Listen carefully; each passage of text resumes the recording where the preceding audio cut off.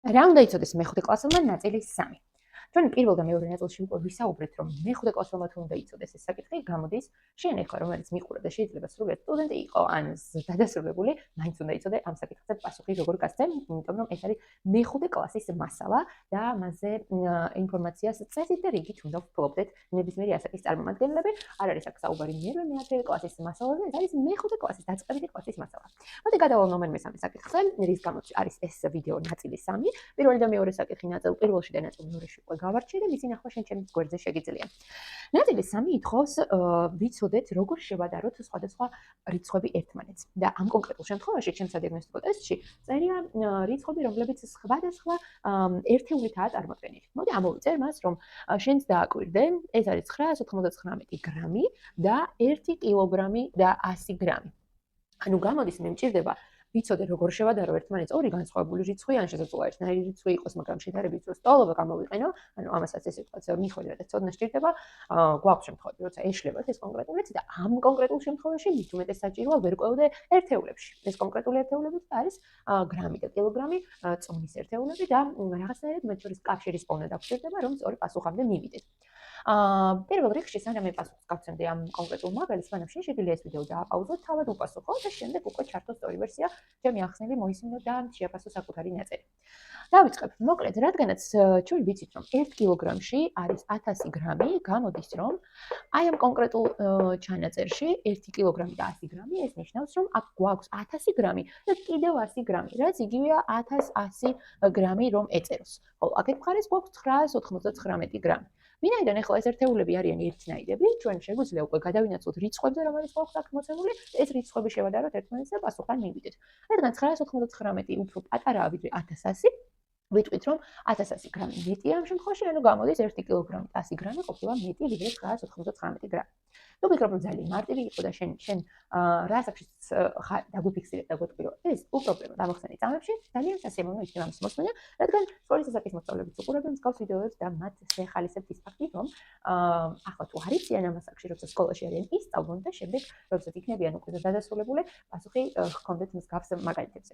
რა თქმა უნდა, პრიორიტეტების მიხედვით ხდება ამ ყველაფერზე мотивация და არ მოტივირდება ადამიანი, რომლის პრიორიტეტი არ არის მათემატიკის ცოდნა, მაგრამ იქნებ პატარა წვლილი შევიტანოთ ამ ამბავში. და გავიწეს ვიდეოს გაზიარება, რომ სხვასაც შეხვდეს იგი. მადლობა და დროებით. რა უნდა იცოდეს მეხუთე კლასელმა ნაწილი 4. პირველი, მეორე და მესამე საკითხი მე წინა ვიდეოებში უკვე გაგიზიარე და ის ჩემს გვერდზე შეგიძლია ნახო და აუცილებლად მალევნო თვალი რა ასაკშიც არ უნდა იყო, რადგან თუ კი ვამბობთ, რომ მეხუთე კლასელმა უნდა იცოდეს ეს მაგალითი როგორ გააკეთოს, შენ სტუდენტი ხარ, დადასრულებული თუ უკვე ბები ან ბაბუა, მით უმეტეს უნდა შეგეძლოს მასზე პასუხის გაცემა, რადგან ეს არის სულ რაღაც მეხუთე კლასის მასალა და ეს არ არის მაღალი კლასების მათემატიკის საკითხი, ამიტომაც გთხოვ ვიდეოს ბოლომდე უყურე და რა თქმა უნდა, თუ ჩათვლილი სასარგებლო ვიდეოა, აუცილებლად გააზიარე. დავიწყოთ, მოკლედ ჩვენი პირობაა შემდეგი: დამრგვალე მოცემული რიცხვი 1000-ებამდე. ანუ მოსწავლეს ესაჭიროება იცოდეს დამრგვალების პრინციპები და ამავდროულად იცოდეს თანრიგების, ასე ვთქვათ, ადგილმდებარეობები, პოზიციები. მოკლედ ჩვენ პირველ რიგში დავიწყოთ ამ მაგალითის შესრულება თანრიგების პოზიციების განსაზღვრით, მაგრამ მე სანამ დავიწყებდე, მანამ შენ შეგიძლია დაასტოპო ეს ვიდეო და თავად გასცე პასუხი და შემდეგ ჩართო უკვე სწორი ვერსია და მოისმინო ჩემი ახსნილი და შეაფასო ამით საკუთარი თავი. მოკლედ გიმეორებ პირობას, უნდა დამრგვალო მოსამული რიცხვი 1000-ებამდე. მაგიდაოთ, ეს არის 8 ერთეული, 9 ათეული, 7 ასეული, 1000-ეული, 10000-ეული, 100.000-ეული, მილიონი, 10 მილიონი, 100 მილიონი. რაც შეეხება ჩვენს დასახელებულს პირობის მიხედვით, ეს იყო 1000-1000-ეული, ანუ საჭირო იყო 1000-1000-ეულის მოძებნა, რომელიც აღმოჩნდა, რომ არის ეს ცხრიანი. ანუ თუ კი მე მჭირდება ამ რიცხვის 1000-1000-ებამდე დამრგვალება, სწორედ მასთან მისვლამდე ჩამოვსვა ხაზს, რომლის მიხედვითაც განსაზღვრავს შემდეგ რამის. თუ კი ამ ხაზის მარჯვნივ მყოფი რიცხვი არის 5 ან 5-ზე ზემოთ მყოფი ციფრი, მაშინ მას შეუძლია მის წინ დგომი გაგვიზარდოს, შეგვიცვალოს 1-ით. რადგანაც აქ არის 5-ზე ზემოთ მდგომი ციფრი და ეს არის 8, გამოდის, რომ მის წინ დგომ ცხრიანს 1-ით ცვლის.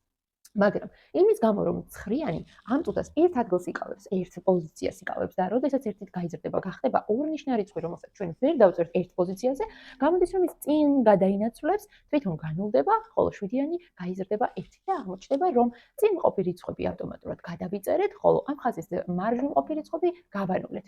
მივიღეთ შედეგად ეს ხაზი წავიშალოთ და მივიღეთ შედეგად შემდეგი რიცხვი 999,800,000. 798,798 დავამრგვალეთ დავით 800.000-მდე და ისედაც რომ ვიმსჯელოთ 798.798 უფრო ახლოს არის რა თქმა უნდა 800.000-დან ვიდრე 700.000-დან და არის ის ტექნიკა რომლითაც ეს დამრგვალება კეთდება.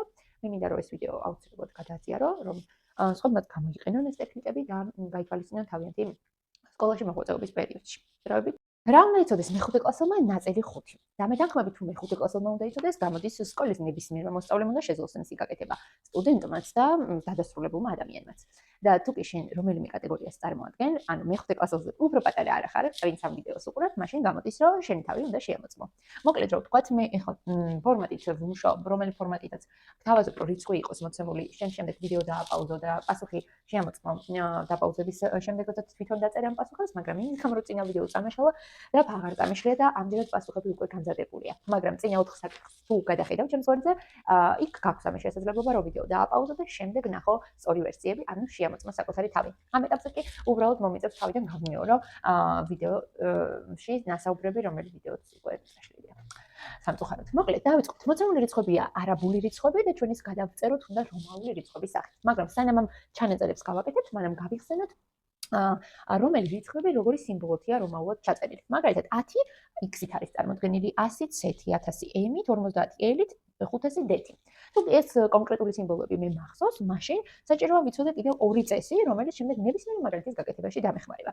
ეს ორი წესი მე მოვარგე კონკრეტულ შემთხვევებს 4-იანს და 6-იანს. როგორც იცი, ეს 4-იანია, ეს 6-იანია. ანალოგიურად გეცოდინება აქ თუ და ესე ვთქვათ, აზრს რა არის გაკეთებული და რომელი წესების მიხედვით არის ეს ჩაწერილი, დანარჩენ შემთხვევებს რა თქმა უნდა მოვერგები. დავიწყოთ მოკლედ იმის გამო, რომ ამ ჩანაწერში დიდი უფრო მარჯვნივ წერია და მის წინ მდგომი ბევრი პატარა, ამაზე და არ აქვს მნიშვნელობა, რამდენი პატარა, თავარი პატარა იყოს. ამ შემთხვევაში ისინი ერთმანეთს აკლდებიან, დიდს პატარა აკლდება და მიღებულს წარმოადგენს ეს ჩანაწერი.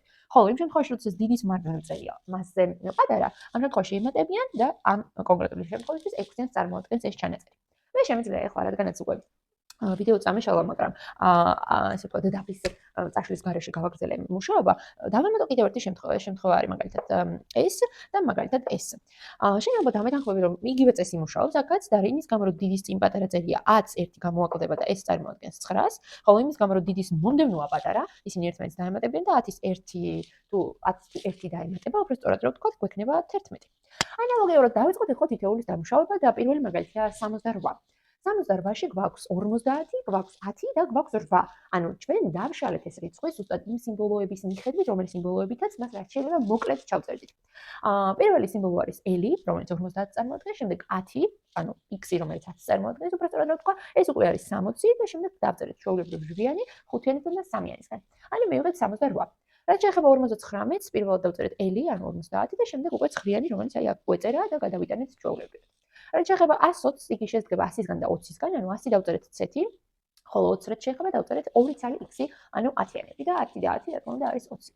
რაც შეეხება შემდეგს ეს არის 800, მის შესაძლებლად გამოვიყენეთ d 500, შემდეგ 3 ცალი c, რომ 500-დან 800-მდე ავსულიყავი და შემდეგ 1 ცალი 10-იანი. ანუ სულ გამოგვივიდა 500 + 300 + 10. 1000-ს რაც შეეხება მარტივი დასაწერი აღმოჩნდა, რადგან m არის თავად 1000 და შემდეგ 10-ის სიმბოლო x-ი გადავიტანეთ და დასრულდა ჩვენი მოცემული მაგალითი. სულ ეს არის შემოკარგება ამ კონკრეტული საკითხის გარჩევა, რომელიც ამ ვიდეოთი შემოგთავაზეთ, რაც შეეხება დანარჩენ ნაწილებს მე აუცილებლად გავაგრძელებ ამ რუბრიკას, ხოლო წინა ნაწილები უკვე გვერდზე დებთ და შეგიძლია მისი ნახვა ნებისმიერ დროს. მთავარია გვერდი არ დაკარგოთ. დროებით. რა უნდა იცოდეს მეხუთე კლასელმა ნაწილი 6. და მე დახმები თუ მეხუთე კლასელმა უნდა იცოდეს, გამოდის ნებისმიერი ასაკის ადამიანმა მეხუთე კლასზე ვინც იმყოფება, არ აქვს მნიშვნელობას დადასრულებულია თუ ჯერ კიდევ სკოლის მოსწავლე, ყველას მას შეეძლოს მსგავსი სავარჯიშოს შესრულება. და თუ კი ფიქრობ, რომ შენ წინა 5 ნაწილიც გაინტერესებს, აუცილებლად ნახე ის ჩემს გვერდზე უკვე განთავსებულია. დანარჩენი ნაწილების სანახავად კი გვერდი უნდა გამიწერო, რომ არ დაგეკარგო. მოდი დავიწყოთ. პირველ რიგში პირობა დავიკითხოთ, შემდეგ შენ დააპაუზო ვიდეო, თავად შეასრულე და დაპაუზების შემდეგ თავიდან რომ ჩართო, უკვე სწორ ვერსიას მოისმენ, რომელთაც შეგიძლია საკუთარ თავზე დაბეჭდილება დატოვო. სწორად შეასრულე სავარჯიშო მეხუთე კლასის პროგრამიდან თუ არა. დავიწყოთ 3213-ისა და 2507-ის ჯამი უნდა გავამრავოთ ამავე რიცხვების სხვაობაზე. ზოგადად მაღალ კლასში, განსაკუთრებით აბიტურიენტობის ჟამს, ტექსტურ ამოცანებზე ძალიან დიდი გართულებები გვაქვს ხოლმე.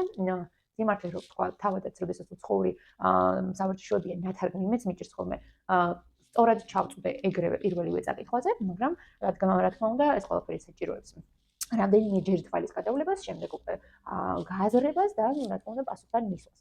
აი ამ ყველაფრის ესე ვთქვათ პრევენციისთვის თავიდანვე მისაჩვევად ჩვენ დაბალ ასაკში სწორედ მის გავსი ტექსტებით უნდა დავიწყოთ მუშაობა, რომ აი მაღალ ასაკში გავსი პრობლემები არ გქონდეს და რა თქმა უნდა არასდროს არ ვუარყოფ ქართულთან კავშირს, მათემატიკაში მსგავსი ტექსტური სავარჯიშოები რო კარგად გაარჩევს მოსწავლე, ამისათვის ქართულში უნდა იყოს ნამუშევარი ტექსტების გააზრებაზე და როდესაც ქართულიდან გამომდინარე ბევრი ტექსტი აქვს წაკითხული, გააზრებული და გაანალიზებული, მათემატიკური ტერმინების ცოდნის შემდეგ უკვე აი ამ შინაარს მარტივად იღებენ ხოლმე. და სწორედ ამიტომ ვფიქრობ, რომ სადიაგნოსტიკო ტესტში მსგავსი მეხუთე კლასის პროგრამიდან აუცილებლად უნდა იყოს შეტანილი და არა გვერდზე გადადებული. ამასობაში შეგიძლია ეს სავარჯიშო გაგიკეთებინა, ამიტომაც მე დავიწყებ მასზე პასუხის გაცემას. ვინაიდან ამ ორი რიცხვის ჯამზია საუბარი, პირველი ამოვიწერ მათ ჯამს. ჯამი ვიცი რომ დამატებას ნიშნავს და 3213 დავამატებ 2507. შემდეგ უბრალოდ ამ ნაწილის გაგრძელებას მოგусმენ, რას ამბობს პირობა. ეს ჯამი გამრავლე მეუბნება ხომ? ანუ მე თუ არ ვდგები და პირდაპირ დავსვამ აი აქ გამრავლების ეს ნიშანს, გამოვა რომ 2507 ვამრავლებ რაღაც შემდეგ ნაბიჯზე, რაც არ იქნება სწორი და იმისთვის რომ ჯამი გამრავლდეს, ამას სჭირდება ფრჩხილები. ანუ აი ამის ჯამი, როცა მესოდინება, პასუხს გავარკვევ, გამრავლდება ამ რიცხვების სხვაობაზე. ანუ იგივე რიცხვები უნდა ავიღო და ამჯერად მათ შორის ჯამის, ანუ მიმატების ნაცვლად, სხვაობა, ანუ გამოკლება უნდა დავწერო. და ეხლაც იმისთვის რომ გამოვიდეს რომ ეს ჯამი მრავლდება ამავე რიცხვების სხვაობაზე მთლიანად, ამ ჩანაწერს სჭირდება დამატებით ფრჩხილები, თორე გამოდის რომ აი ეს ჯამი მრავლდება ჯერ 3213-ზე და შემდეგ აკლდება 2507, რაც პირობაში არ არის ნათქვამი, ეს იგი არასწორია. ანუ გამოდის თუ ფრჩხილებში მოვათავსებ, ეს იქნება პირველი ამ რიცხვების ჯამი, ეს იქნება ამ რიცხვების სხვაობა და მათ შორის იქნება სწორედ ის გამრავლება, რომელიც პირობამ გვიხსენია. ამის გამოსვლა შენთვის მომინდია, მე ძალიან არ მინდა დრო დავკარგო მის გასაკითხზე, იმიტომ რომ ეჭვიც არ მეყარება, ქვეშ მწერით მოქმედებების შესრულება არ გაგიჭირდება. პასუხები კი კომენტარებში განვათავსოთ. დროებით. რა უნდა იცოდეს მეხუთე კლასელმა ნაწილი 7? დამეთანხმებით თუ მეხუთე კლასელმა უნდა იცოდეს, მაშინ მასზე მაღალმა ასაკის მქონე ადამიანმა, ნებისმიერმა, არ აქვს მნიშვნელობას და დასრულებულია თუ სტუდენტია, ნებისმიერმა უნდა შეძლოს მსგავსი სავარჯიშოს სწორად შესრულება. პირველი 6 საკითხი მე უკვე განვათავსე ჩემს გვერდზე და თუ დაინტერესებული ხარ, შეგიძლია ისინი ნახო. ხოლო თუ კი პირველად მხედავ, გამოიწერე გვერდი, რომ არ დაგეკარგოს და მსგავსი რუბრიკის ყურების საშუალება გქონდეს, რადგან ვაპირებ კვლავ გაგრძელებას, ეს არის მე-7 საკითხი და საკმაოდ ბევრი საკითხი მაქვს ჯერ დარჩენილი სადიაგნოსტიკო ტესტის მიხედვით, რომელიც შესაძლებელია ნებისმიერი მეხუთე კლასელის რომ შემოწმდეს წლის ბოლოს მისი ცოდნა პასუხობს თუ არა ეროვნული სასწავლო გეგმის მიხედვით თითოეულ პროგრამას. ეხლა რაც შეეხება ამ სავარჯიშოს, მე მის ამოხსნას არ გეგმავ, მე ვგეგმავ რომ უბრალოდ თანმიმდევრობა შევასრულოთ ერთად, რომელი გაკეთდება პირველი, რომელი მეორე და ასე შემდეგ და შემდეგ უკვე პასუხები კომენტარებში დავწეროთ და იქ გადავწყვიტე რომ შეგიფაცოთ თითოეულს თქვენი ამონახსნი. რაც შეეხება მაგალითს, მინდა რომ სანამ ეს საუბარს დავიწყებდით, მე ვიდეო დააპაუზო, თავად გააკეთო და შემდეგ მოისმინო ის ახსნის ნაწილი, რომელსაც ახლა მე დავიწყებ. როგორც ხედავთ, აქ მოცემულია 960-ის 16-ზე გაყოფა და შემდეგ 25-ზე გამრავლება, შემდეგ ემატება კიდევ გაყოფის შედეგი, შემდეგ ემატება კიდევ რაღაც გაყოფის შედეგი. მოკლედ, რომ ვთქვათ, ჩვენ თუ გავიხსენებთ დაწყებითებში ნასწავლ წესს, რომ პირველი ყოველთვის სრულდება გამრავლება ან გაყოფა იმ თანმიმდევრობით, რა თანმიმდევრობითაც ის მოცემულია, მაშინ დავიწყებთ აუცილებლად პირველ მოქმედებას შევასრულებთ 960-ის 16-ზე გაყოფას, ანუ ეს იქნებოდა პირველი მოქმედება, შემდეგ უკვე გავამრავლებდით 25-ზე და საბოლოო პასუხი გვეცოდინებოდა აი ამ ნაწილისა, რომელიც ესე ვთქვათ შეიძლება ჩავთვალოთ როგორც პირველი შესაკრები, იმიტომ რომ შემდეგ მეორე შესაკრები გამოდის ეს და მესამე შესაკრები გამოდის ეს, რადგან აი აქ დამატებებია დაფიქსირებული. მაგრამ იმისთვის რომ მე ამ პირველ შესაკრებს მეორე შესაკრები დავამატო, ჯერ ეს ნაწილი უნდა შევასრულო, ანუ გავყო 1414-ზე დავადგინო რისი ტოლია, შემდეგ ცალკე დავადგინო 21 და 160-ზე რო გავყო 42-ზე ეგ რისი ტოლია და საბოლოოდ მომიწევს ისინი მე ერთმანეთს დავამატო, ანუ ჯერ პირველი შესაკრები მეორეს, ან მეორე მესამეს, ან მესამეს პირველი, ანუ უკვე შესაკრებების ესე ვთქვათ თანმიმდევრობას მნიშვნელობა არ აქვს, რადგან ჩვენ ვიცით რომ შესაკრებების გადანაცვლებით ჯამი არ იცვლება და ეს უკვე პრობლემას არ წარმოადგენს. თუ შენ ზუსტად ესე ფიქრობდი და აქ ახალი არაფერია, მაშინ არ დაიწერო გამოთვალე და პასუხი დაგვიტარე კომენტარებში. დროებით. რა უნდა იცოდეს მეხუთე კლასელმა ნაწილი მერვე? დამეთანხმებით თუ კი მეხუთე კლასელმა უნდა იცოდეს, მაშინ ნებისმიერი ასაკის მოსწავლემ, ვინც მეხუთე კლასს ზემოთა ან სტუდენტია, ან დადასრულებულია, მით უმეტეს უნდა შეძლოს ამ სავარჯიშოების შესრულება. მოდი შევამოწმოთ შენ როგორ შეგიძლია, ამისათვის შეგიძლია დააპაუზო ეს ვიდეო, ამოწერო მაგალითები და შემდეგ მოусმინო ჩემს ახსნილ ვერსიას და ნახო საკუთარი თავის შემოწმების მიზნით, როგორ შეძელი მსგავსი მეხუთე კლასის პროგრამიდან აღებული სავარჯიშოების შესრულება. დავიწყოთ. მოკლედ, ჩვენ გვეუბნებიან, რომ გავამარტივოთ შემდეგი გამოსახულებები. იმისათვის რომ გამარტივებაზე გადავიდე, პირველ რიგში მოდი ამას გავიხსენებ, რომ გამოსახულება არსებობს ორი სახის რიცხვითი და ასოითი.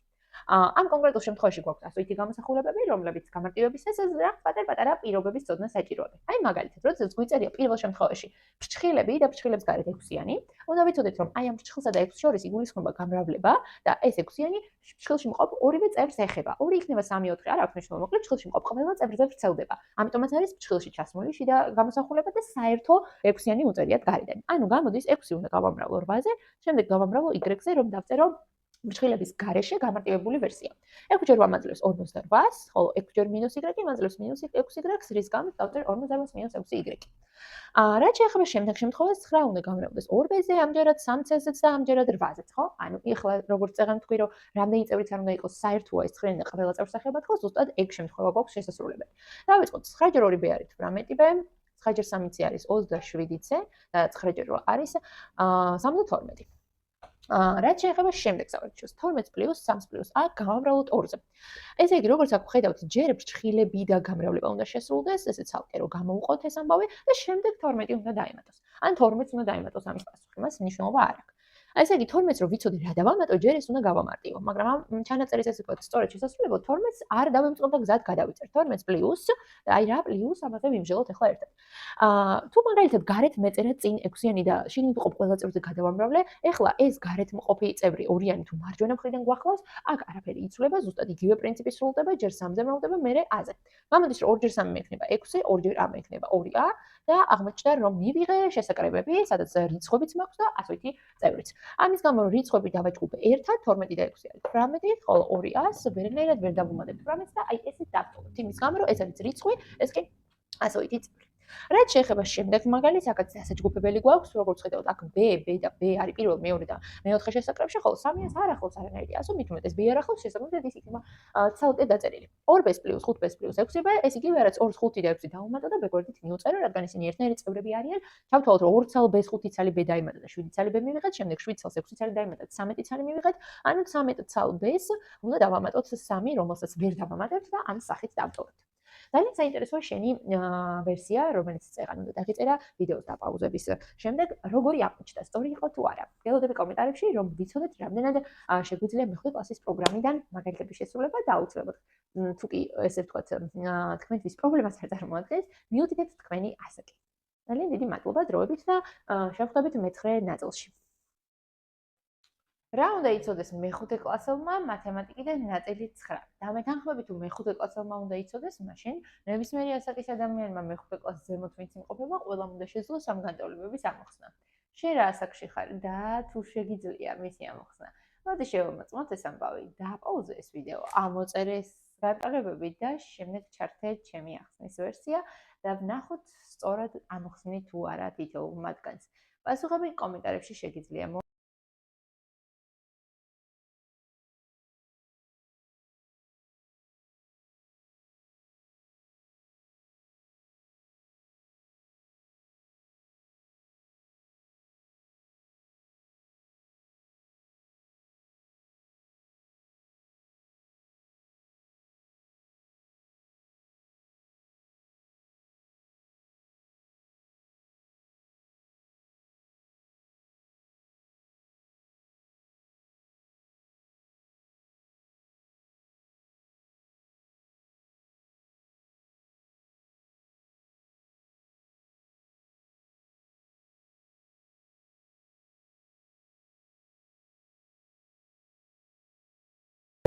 მაგალითად რო წერია 1 და რაღაც სახელ წერია მაგალითად 120 ხო?